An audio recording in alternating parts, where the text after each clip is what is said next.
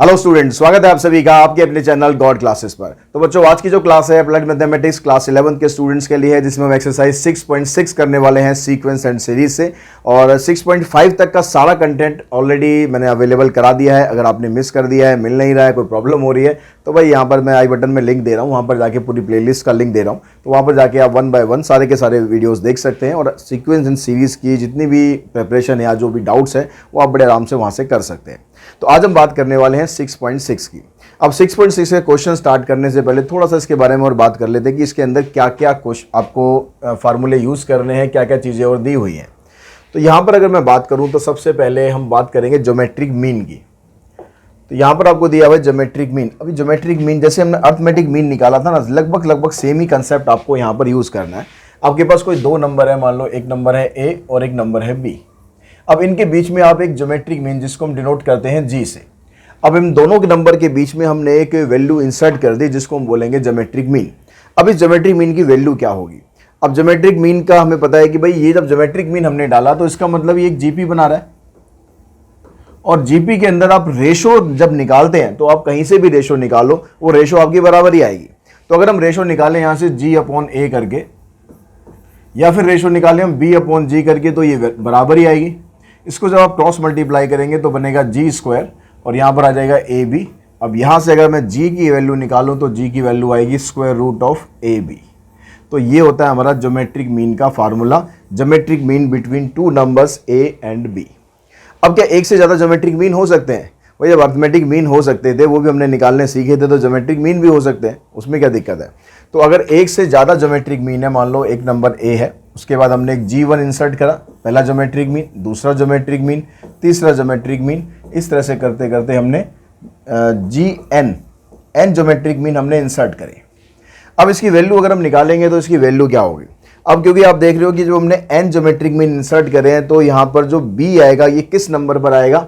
N तो यही हो गए ज्योमेट्रिक मीन, एक ये हो गया n+1 और एक ये हो गया n+2, यानी जो b की वैल्यू है वो है an+2। अब यहाँ पर अगर हम जीपी का फार्मूला लगाएं nth टर्म का, तो उसके अंदर क्या होता है? ज्योमेट्रिक an का जो फार्मूला होता है ज्योमेट्रिक मीन में AR⁻n−1, ये फार्मूला होता है। यहाँ पर n की जगह n+2 है, तो फार्मूला क्या बनेगा? AR⁻n+1 equals to B. ए को इधर लेकर आओ, r⁻n+1 equals to b upon a. और अगर आप r की वैल्यू निकालोगे तो ये आएगी, जब पावर ये इधर जाएगी तो b अपॉन ए की पावर बन जाएगी 1/n+1, मतलब रेसिप्रोकल हो जाएगी। तो ये तो वैल्यू आ गई आपके पास r की। अब इस r की हेल्प से अगर हम पहली वाली ज्योमेट्रिक मीन की वैल्यू निकालें, G1 की वैल्यू निकालें। अब G1 जो एक्चुअली में इस सीक्वेंस के हिसाब से हम देखेंगे तो सेकंड नंबर पर आ रही है, सेकंड टर्म है। तो सेकंड टर्म का फार्मूला क्या होता है? a into r. तो a की वैल्यू तो a है ही, r की वैल्यू ये आ गई आपके पास, तो ये बन गया आपके पास a इंटू आर की जगह आएगा b अपॉन में a की पावर 1/n+1। तो ये बनेगा हमारे पास ज्योमेट्रिक मीन फर्स्ट। अगर आपको सेकंड वाला ज्योमेट्रिक मीन निकालना है तो इसी तरीके से अगर आप प्रोसीड करोगे तो ये बनेगा a इंटू बी अपॉन ए की पावर 2/n+1। अगर आप ज्योमेट्रिक मीन थर्ड निकालोगे तो ये बनेगा a इंटू बी अपॉन ए की पावर 3/n+1। और ऐसे ही अगर आप ज्योमेट्रिक मीन n निकालोगे, यानी nth ज्योमेट्रिक मीन निकालोगे, तो इसका फार्मूला बनेगा a इंटू में b अपॉन ए की पावर n/n+1।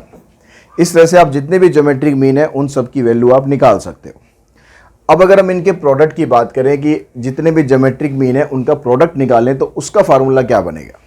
तो हमारे पास जो ज्योमेट्रिक मीन आए G1, G2, G3, इस तरह से कर करके हमारे पास n ज्योमेट्रिक मीन है। अब इन सब का हमें करना है प्रोडक्ट। तो G1 की वैल्यू पुट करेंगे, ये आएगी, G2 की वैल्यू पुट करेंगे, ये आएगी, G3 की ये आएगी, Gn की आएगी। इन सबको जब हम मल्टीप्लाई करेंगे तो इन सब का जो ये बेस यहाँ पर जो a है सभी के अंदर सेम आ रहा है। जब मल्टीप्लाई करते हैं बेस सेम होता है तो पावर हो जाती है ऐड, तो इसकी पावर ऐड हो जाएगी, तो a की पावर 1 इधर है, 1 इधर है, ऐसे इसकी पावर 1 1 करते करते कितनी बार आ जाएगी? n बार आ जाएगी। और उसके बाद b अपॉन ए की पावर, इसकी पावर अगर आप ऐड करोगे तो पहली पावर है 1/n+1, फिर 2/n+1, इस तरह से करते करते ये वैल्यू हमारी जाएगी n/n+1 तक।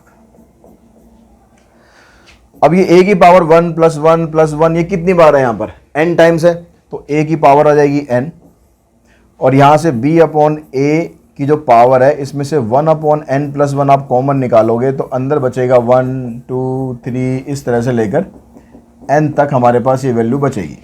अब ये बन गया AP सीरीज़। ये स्पेशल सीरीज है 1 2 3, जब एक एक का डिफरेंस होता है तो इसका फार्मूला डायरेक्ट भी आप लगा सकते हो। इसका फार्मूला डायरेक्टली अगर मैं लिखूं तो क्या बनता है, ये हुआ b/a की पावर 1/n+1, इसका फार्मूला होता है n × n+1 डिवाइडेड बाई 2। इससे ये हो जाएगा कैंसिल, तो हमारा आंसर क्या बनेगा, a की पावर n और b/a की पावर n/2, ये हमारे पास इसका फार्मूला बनेगा। ठीक है, अब इसको अगर हम थोड़ा सा सिंप्लीफाई कर दें, ये a की पावर n है और नीचे जब इसकी ब्रैकेट खोलेंगे तो a की पावर n/2 हो जाएगा। अब डिवीजन में क्या होता है, पावर हाफ पावर माइनस हो जाती है, तो n में से अगर आप n/2 माइनस कर दोगे तो a की पावर भी n/2 ही बनेगी और b की पावर भी n/2 है। तो इसको सॉल्व करने के बाद आएगा हमारे पास ab की पावर n/2। यानी जितने भी ज्योमेट्रिक मीन है, अगर आप उसका हमें प्रोडक्ट निकालना है तो फर्स्ट टर्म और लास्ट टर्म इन दोनों को मल्टीप्लाई करके इसकी पावर को कर देना है आपको हाफ। n की वैल्यू लेनी है जितने ज्योमेट्रिक मीन होंगे, a b को उसमें काउंट नहीं करना है n के अंदर। ठीक है, यहाँ पर आप वैल्यू लगाओगे तो आपको पास इनका प्रोडक्ट आ जाएगा। अब उसके बाद अगर मैं बात करूँ इसमें, इसका आप स्क्रीनशॉट ले सकते हैं। अब इसके बाद अगर हम बात करें कि आपके पास अगर कोई GP है जिसके अंदर n टर्म्स हैं, तो उसका अगर हम सम निकालें तो वो सम उसका जो प्रोडक्ट निकालेंगे तो वो क्या आएगा। तो पहला केस आएगा इसमें, अगर n की वैल्यू हम लेते हैं ऑड, अगर n की वैल्यू ऑड है तो प्रोडक्ट ऑफ n टर्म्स कितना बनेगा, प्रोडक्ट ऑफ n टर्म्स। तो इसके लिए आपको क्या करना है कि जो GP हमारे पास दे रखी होगी, क्योंकि यहाँ पर नंबर ऑफ टर्म ऑड है, तो एक जो हमारे पास सेंटर वाली टर्म आ जाएगी यानी मिडल वाली टर्म आ जाएगी, तो मिडल टर्म की पावर आपको कर देनी है, मिडल टर्म की पावर कर देनी है आपको n। लेकिन अगर दूसरा केस आता है हमारे पास जिसमें कहता है कि भाई n इवन है, अब n इवन है तो वहाँ पर कोई एक मिडल टर्म तो आएगी नहीं, तो जब आप इसका प्रोडक्ट निकालेंगे तो क्या करना है, प्रोडक्ट ऑफ n टर्म्स, आपको दोनों जो मिडल वाली टर्म आ रही है ना उनका ज्योमेट्रिक मीन निकाल देना है। Geometric mean of two middle terms, जो दो मिडल टर्म है उनका ज्योमेट्रिक मीन निकालो और उसकी पावर कर दो n। ठीक है, तो ये शॉर्टकट्स है, दोनों बड़े काम आएंगे आपके। अगर आपको प्रोडक्ट ऑफ n टर्म्स पूछा है, कोई GP दे नहीं रखी है, बस एक मिडल टर्म दे रखी है इस वाले केस में, इसमें दो मिडल टर्म दे रखी है, बाकी अता पता ही नहीं है कोई किसी भी टर्म का, तो ऐसे केसेस में आप ये वाला फार्मूला ला के बड़े आराम से निकाल सकते हैं। अब हम बात करते हैं कि हमने अर्थमेटिक मीन तो निकालना हमने सीख लिया था पहले ही, ज्योमेट्रिक मीन आज हमने निकालना सीख लिया, तो इन दोनों के बीच में क्या कोई रिलेशन होता है, तो वो रिलेशनशिप क्या होता है वो उसके बारे में आइडेंटिफाई करते हैं। Relationship between arithmetic mean and geometric mean. तो अर्थमेटिक मीन का फार्मूला ऑलरेडी हम पढ़ चुके हैं, ये होता है a + b/2। ये दो नंबरों के बीच की बात कर रहा हूँ मैं, a और b की बस। ठीक है, और जो ज्योमेट्रिक मीन होता है ये होता है √ab। अगर हम इसमें से इसको माइनस कर लें, arithmetic mean minus geometric mean, तो इधर से आएगा a + b/2 माइनस √ab। इसका आप लो एलसीएम, 2 एलसीएम आ गया तो ये बन गया a + b - 2 times of √a and b। अब यहाँ पर ये जो a + b - 2 times of √ab है, तो हमारे पास इसकी जगह पर हम लिख सकते हैं √a - √b का होल स्क्वायर डिवाइडेड बाई 2, क्योंकि जब आप √a - √b का होल स्क्वायर करोगे ना तो ये वाली टर्म आ जाएगी और डिवाइडेड बाई 2 तो रहेगा ही रहेगा। अब ये वाली टर्म है स्क्वायर में, अगर टर्म स्क्वायर में होती है तो उसकी वैल्यू क्या होती है, या तो ग्रेटर देन 0 होगी या इक्वल्स टू 0 होगी। अगर ये a और b दोनों इक्वल होंगे तो 0 के बराबर हो जाएगा, और अनइक्वल होंगे तो ये ग्रेटर देन 0 आ जाएगी। तो इसका मतलब इसकी दो वैल्यू पॉसिबल हैं कि जो a अर्थमेटिक मीन और ज्योमेट्रिक मीन हमारा आ रहा है इसकी वैल्यू ग्रेटर देन और इक्वल्स टू 0 हो सकती है। इक्वल्स टू 0 तभी होगी जब a और b दोनों की वैल्यू सेम होगी। तो यहाँ से gm को हम इधर लेके जाएं तो am is greater than equals to gm, ये हमारे पास एक रिलेशनशिप बनेगा, arithmetic mean is always greater than और equals to geometric mean. Equals to कब होगा? जब ए और बी दोनों की वैल्यू इक्वल होगी, otherwise arithmetic mean is greater than geometric mean. ये चीज़ ध्यान रखना है, ठीक है। अब ये सारा जो कंसेप्ट था ये हमने यहाँ पर पढ़ लिया है। अब हम बात करते हैं एक्सरसाइज की। तो एक्सरसाइज में देखते हैं जो फर्स्ट क्वेश्चन है उसमें कहता है insert 3 geometric mean between 1 and 256। ठीक है, फर्स्ट पार्ट की हम बात कर रहे हैं। 1 और 256 के बीच में 3 ज्योमेट्रिक मीन इंसर्ट करने हैं। पहला ज्योमेट्रिक मीन, दूसरा ज्योमेट्रिक मीन, तीसरा ज्योमेट्रिक मीन।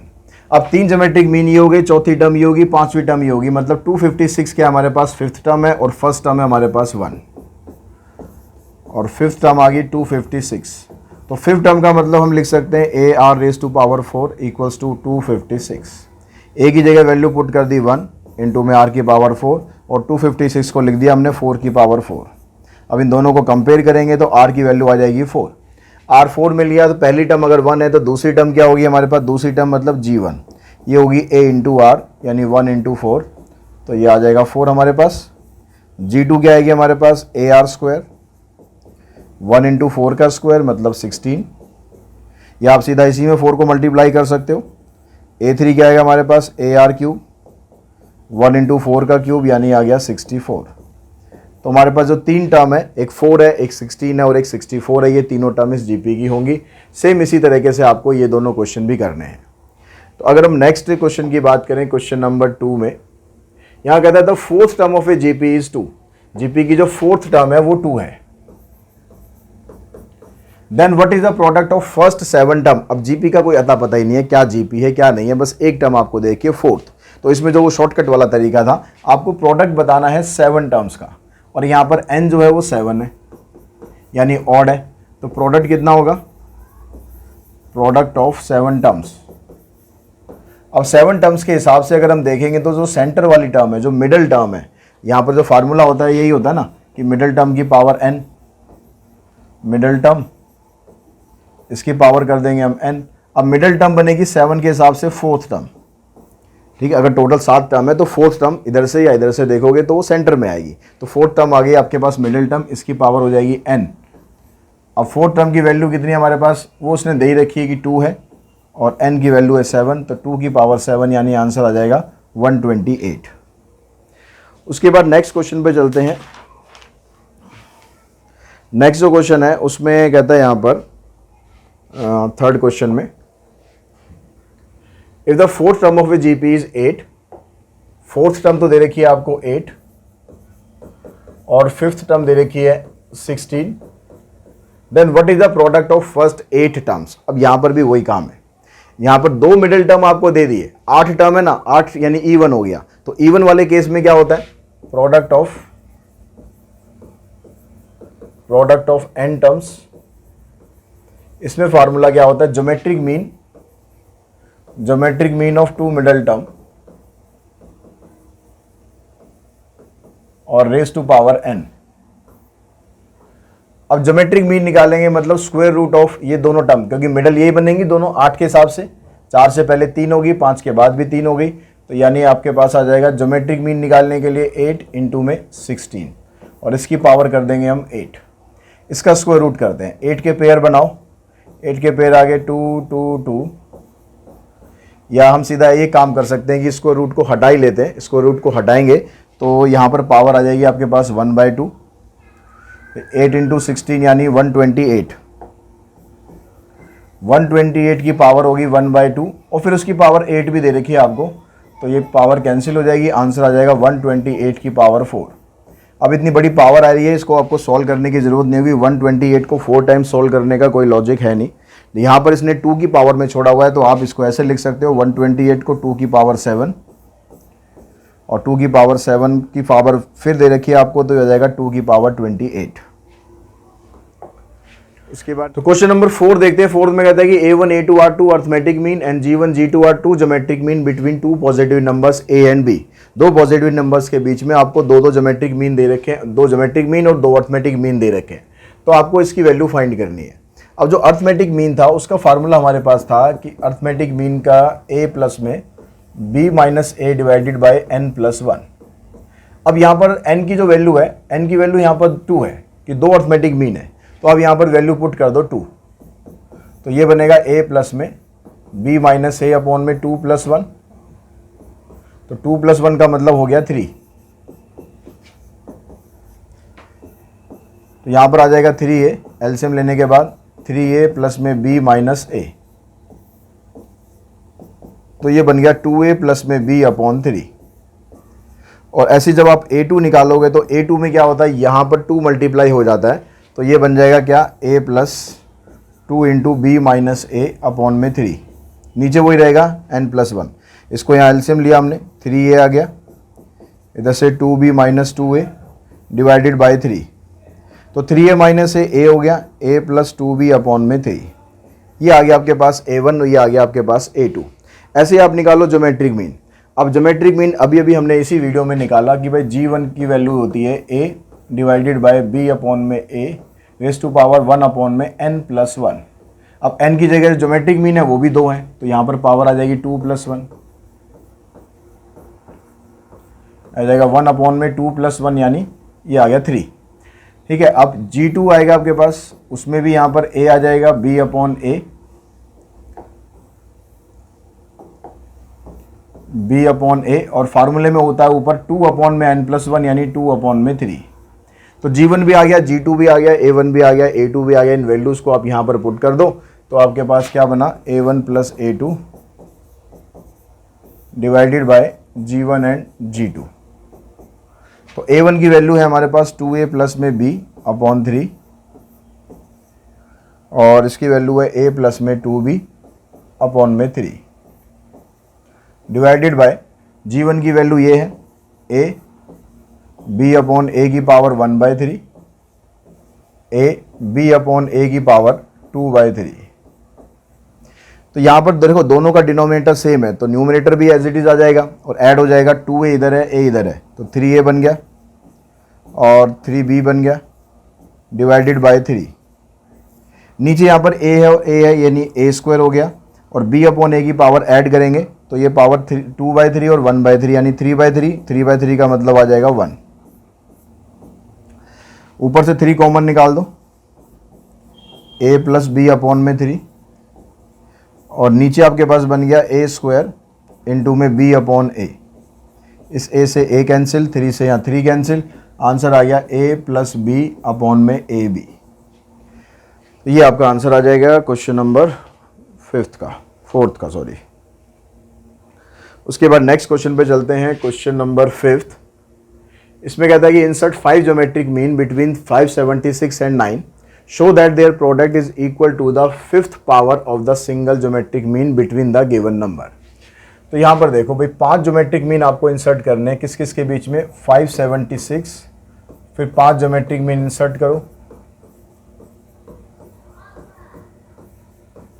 और लास्ट में आ गया 9। तो 5 ज्योमेट्रिक मीन हो गए, एक वैल्यू ये हो गई, एक वैल्यू ये हो गई, तो a की वैल्यू तो 576 है और ये टर्म बनेगी आपकी 7, a7 की वैल्यू 9 है, a7 मतलब ar की पावर 6 और a की वैल्यू है 576।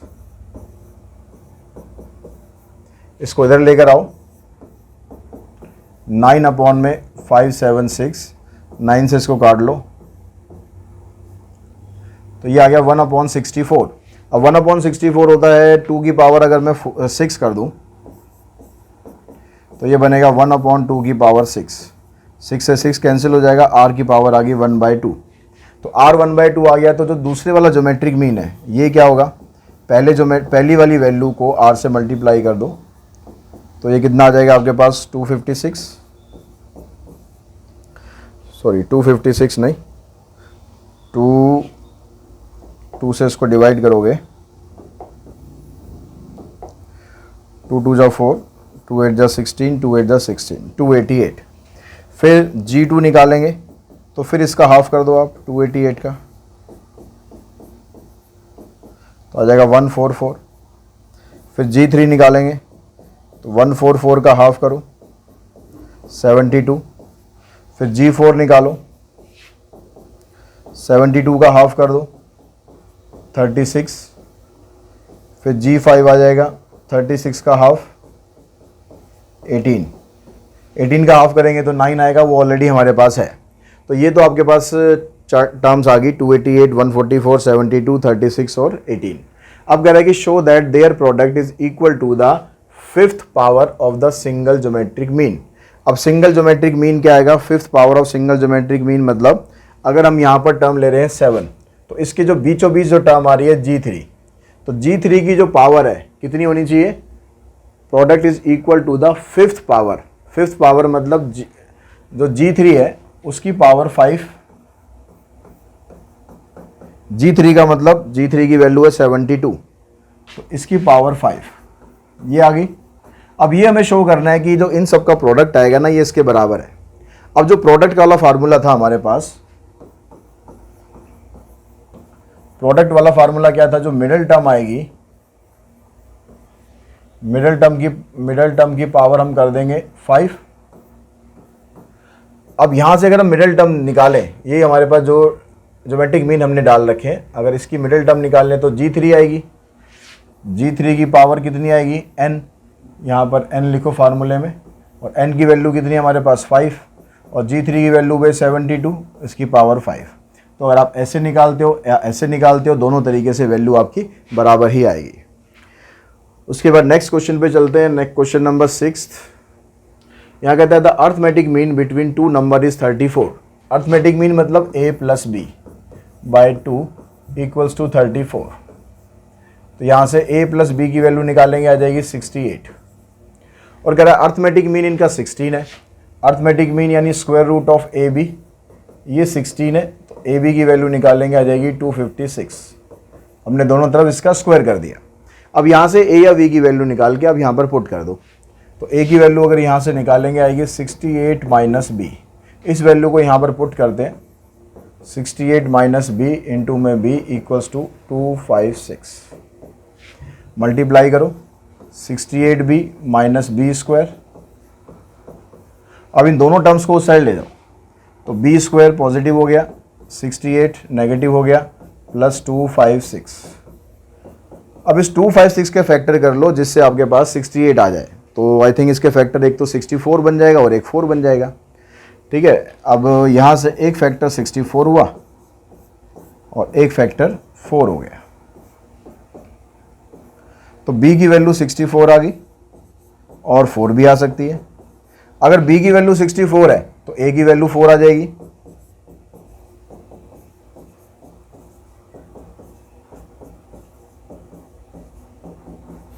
और अगर b की वैल्यू 4 है तो a की वैल्यू 64 आ जाएगी। तो चाहे आप कैसे भी कह लो, दो नंबर जो आएंगे हमारे, एक नंबर आएगा 4, दूसरा नंबर आएगा 64। उसके बाद नेक्स्ट क्वेश्चन पे चलते हैं, क्वेश्चन नंबर 7। यहां कहता है the arithmetic mean of two number a and b exceed their geometric mean by 2।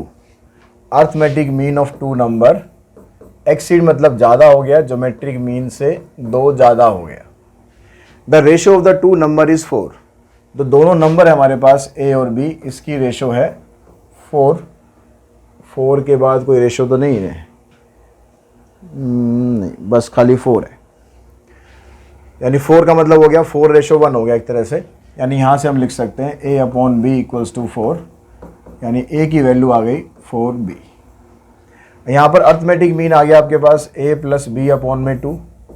Geometric mean आ गया square root of A B plus में 2। इस 2 को आप इधर ले आओ,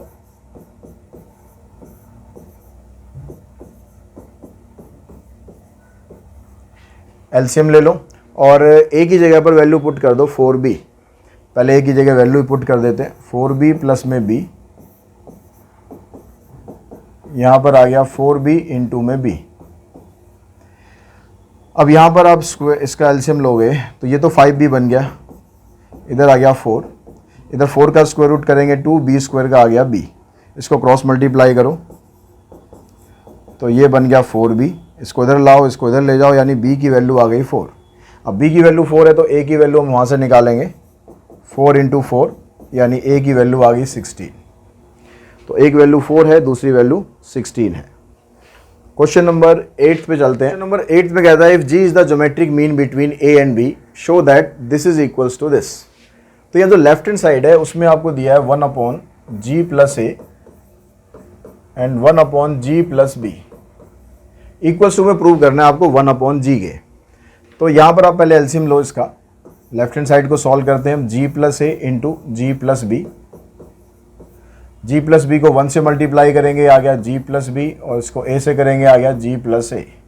जी और जी, जी जी हो गया 2g, और इधर से आ गया a plus B divided by, नीचे मल्टीप्लाई करोगे आप, आ जाएगा जी स्क्वायर, जी इंटू में b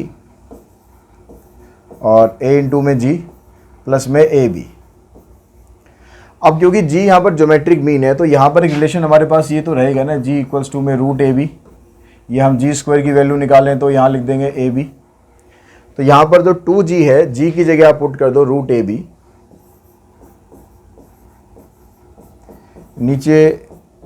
नीचे आपके पास जी स्क्वायर है, जी स्क्वायर की जगह ए बी। इन दोनों में से आप जी कॉमन निकाल के ए प्लस बी इंटू में जी और प्लस में ए बी। अब ऊपर आपके देख रहे हो, ऊपर ये है आपके पास a प्लस बी और ये 2 रूट ए बी, यानी ऊपर मैं अगर ऐसे लिख दूं रूट ए प्लस रूट बी का होल स्क्वायर, तो कोई गड़बड़ तो नहीं है। इसका स्क्वायर करेंगे ये आ जाएगा, इसका स्क्वायर करेंगे ये आएगा, 2ab करेंगे तो ये आ जाएगा। नीचे आपके पास क्या बन रहा है, ए बी और ए बी, 2ab हो गया, प्लस में यहाँ से आ गया आपके पास a प्लस बी और g की जगह आ गया रूट ए बी। अब यहाँ पर ए बी है, इधर रूट ए बी है, इन दोनों में से अगर हम रूट ए बी कॉमन निकाल दें,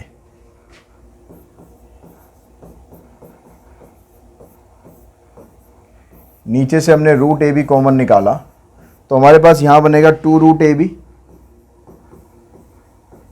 और अंदर बचेगा a प्लस बी। तो यहाँ पर जो टर्म हमारे पास न्यूमरेटर में थी वही टर्म तो बन गई, इसी से तो हमने ये बनाया था। तो अब अगले स्टेप में चाहे आप बना दो या डायरेक्टली भी आप इसको काट सकते हो। तो रूट ए प्लस रूट बी का होल स्क्वायर, और नीचे आ गया आपके पास, इसकी जगह लिख देता हूँ मैं जी, क्योंकि रूट ए बी की वैल्यू जी है, और ये जो रूट के अंदर आ रहा है इसको फिर से रूट ए प्लस रूट बी का बना दिया हमने होल स्क्वायर, इससे कैंसिल कर दिया, आंसर आ गया 1/g equals to right hand side. ठीक है, अब नेक्स्ट क्वेश्चन पे चलते हैं, क्वेश्चन नंबर 9। 9th क्वेश्चन में कहता है कि इसकी आपको मिनिमम वैल्यू फाइंड करनी है, और x कह रहा है कि रियल नंबर है। तो x यहाँ पर रियल नंबर है तो ये 4 की पावर x और 4 की पावर 1 माइनस x दोनों की वैल्यू पॉजिटिव ही आएंगी, क्योंकि 4 की पावर अगर आप यहाँ पर मान लो यहाँ उसका x की वैल्यू डाल के कुछ नेगेटिव भी कर भी दोगे तो 1/4 आ जाएगा, वो पावर प्लस हो जाएगी। मतलब ये दोनों के दोनों नंबर जो हैं 4x ये भी ग्रेटर देन 0 है और 4 की पावर 1 माइनस x ये भी ग्रेटर देन 0 है। तो इसको हम कंसीडर कर लेते हैं a, इसको कंसीडर कर लेते हैं b। अब हमें ये पता है कि जो अर्थमेटिक मीन होता है ये greater than equals to geometric mean होता है। अब अर्थमेटिक मीन की जो वैल्यू है वो आ गई a प्लस बी, ये a ले लेते हैं, ये b ले लेते हैं, a plus B divided by 2 greater than equals to square root of A B, 4 की पावर x और इंटू में 4 की पावर 1 माइनस x। अब यहाँ पर हमें इसकी वैल्यू बतानी है, तो इसको तो आपको कुछ नहीं करना, इसको आप एज इट इज रखो, 4 की पावर x और 4 की power 1 minus x greater than equals to 2, और यहाँ पर देखो पावर इनकी ऐड करोगे तो 4 ही बचेगा, और 4 का स्क्वायर रूट करेंगे तो आ जाएगा 2 और 2 का स्क्वायर आ जाएगा 4। तो इसकी जो मिनिमम वैल्यू है वो आ जाएगी 4। 4 से ज़्यादा इसकी जितनी मर्जी वैल्यू आगे आप बढ़ा सकते हो, क्योंकि ग्रेटर देन इक्वल्स टू का साइन आ रहा है। क्वेश्चन नंबर 10 में इसमें भी आपको प्रूव करना है कि दो अगर पॉजिटिव नंबर्स आपके पास a और b हैं तो ये प्रूव करना है इसके बराबर है। अब दो पॉजिटिव नंबर हैं तो फिर से आप वही रिलेशन यूज़ करो, arithmetic mean is greater than equals to geometric mean. Arithmetic mean आ गया आपके पास a प्लस बी अपॉन 2 और ये आ गया square root of A B. अब ये प्रूव करने के लिए आप ऐसे करो, 2 को इधर शिफ्ट कर लो, इसको इधर ले आओ, ठीक है। इसको हमने क्रॉस मल्टीप्लाई करके शिफ्ट कर दिया इधर। अब यहाँ पर ये टर्म को अलग अलग करो, a अपॉन में root A B, b upon में रूट ए बी। अब इसको सॉल्व करेंगे, ये आ जाएगा आपके पास, ये a की पावर 1 है, ये a की पावर हाफ है, तो ये ऊपर a की पावर हाफ रह गया। ऐसे यहाँ पर इन दोनों को सॉल्व करेंगे, ये रूट b आ गया। अब यहाँ पर आपको a अपॉन बी और b अपॉन ए चाहिए, तो ये रूट हटाने के लिए हम यहाँ पर स्क्वायरिंग बोथ साइड कर देते हैं। स्क्वायरिंग करेंगे तो इधर से आ जाएगा a अपॉन बी प्लस में b अपॉन ए, अब स्क्वायरिंग करेंगे तो a का स्क्वायर हो गया, b का स्क्वायर हो गया प्लस 2ab, ये भूलना मत, प्लस में 2 और a की जगह रूट a अपॉन b है और b की जगह रूट b अपॉन a है। इकट्ठा लिख दो या अलग अलग लिख दो। ग्रेटर देन इक्वल्स टू 2 का स्क्वायर आएगा 4। इधर इससे ये कैंसिल हो जाएगा, इससे ये कैंसिल हो जाएगा, 2 को आप उधर ले जाओ और आपका आंसर हो गया प्रूव। 2 उधर जाके माइनस हो जाएगा, ये आपका आंसर आ गया। उसके बाद चलते हैं क्वेश्चन नंबर 11 पर, जो इस एक्सरसाइज का लास्ट क्वेश्चन है। कहता है sum of two number is 6 time their geometric mean. दो नंबरों का सम यानी a प्लस b, ये किसके बराबर है? 6 times of their geometric mean. Show that the numbers are in this ratio. अब शो करना है कि जो a और b की रेशो आ रही है वो ये आ रही है। तो यहाँ से आप क्या करो, इस 6 को 6 में से 2 रूट ab को आप अलग कर दो और इसको यहाँ ले आओ नीचे ऐसे, a प्लस बी अपॉन में 2 रूट ab। यहाँ पर रखो आप 3 खाली। अब यहाँ पर यूज़ करो, रेशो के अंदर एक टर्म आपने पढ़ी होगी अगर ध्यान हो तो, कंपोनेंडो एंड डिविडेंडो, CNDB इसे हम बोलते हैं शॉर्ट में। तो कंपोनेंडो डिविडेंडो में क्या होता है, जो डिनोमिनेटर है और न्यूमरेटर, तो न्यूमरेटर के अंदर डिनोमिनेटर आप एक बार प्लस कर देते हैं, ये होता है कंपोनेंडो। और डिविडेंडो का मतलब होता है कि न्यूमरेटर में से डिनोमिनेटर कर दो माइनस। अब ये काम आपको सिर्फ एक साइड नहीं करना, दूसरी साइड भी करना है। तो यहाँ खाली 3 है, 3 का मतलब 3/1 है, तो ये हो जाएगा 3 + 1 और 3 - 1। अब ये वाली जो टर्म आ रही है ना, ये आपकी बन गई root a plus root b का होल स्क्वायर, और नीचे वाली टर्म बन गई root a minus root b का होल स्क्वायर। इधर आ गया 4/2, फिर ये 2/1 आ गया। अब ये स्क्वायर हटाने के लिए कर दो स्क्वायर रूट, तो ये बनेगा root a plus root b, नीचे आ गया root a minus root b, इधर आ गया √2/1। अब यहाँ पर आने के बाद फिर एक बार दोबारा आपको और CND लगाना पड़ेगा, अगेन बाय C&D। तो न्यूमरेटर है इसमें root a plus root b और डिनोमिनेटर है root a minus root b। नीचे करेंगे root a plus root b, फिर माइनस करेंगे root a minus root b, equals to √2 + 1 and √2 - 1। इधर इससे कैंसिल हो जाएगा, ब्रैकेट खोलने पर ये कैंसिल हो जाएगा, ऊपर आएगा 2 रूट a, नीचे आ जाएगा 2 रूट b।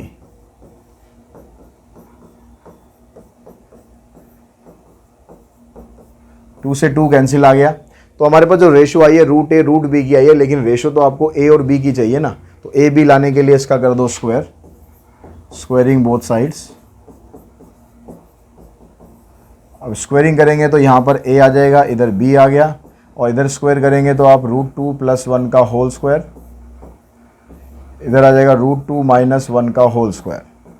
तो होल स्क्वायर का फार्मूला लगाओगे, a का स्क्वायर b का स्क्वायर प्लस में 2ab, a का स्क्वायर b का स्क्वायर माइनस 2ab। तो ऊपर आ गया 3 + 2 √2, नीचे आ जाएगा 3 - 2 √2। अब यही आपको प्रूव करना था, 3 + 2 √2, 3 - 2 √2। तो इसी क्वेश्चन के साथ ही एक्सरसाइज यहाँ पर फिनिश हो जाती है। आई होप आप लोगों को समझ में आ गए क्वेश्चन इसके किस तरीके से अटैम्प्ट करने हैं। और एक चीज़ और कहना चाहूँगा एंड में, अगर आपको चैनल का कंटेंट पसंद आ रहा है और वीडियोस पसंद आ रहे हैं तो फ्रेंड्स के अपने साथ शेयर भी कीजिए इन वीडियोस को, ताकि उनको भी इस चैनल का पूरा बेनिफिट हो सके। आज की इस वीडियो में इतना ही, जल्दी मिलते हैं अगली वीडियो में। Thanks to all of you.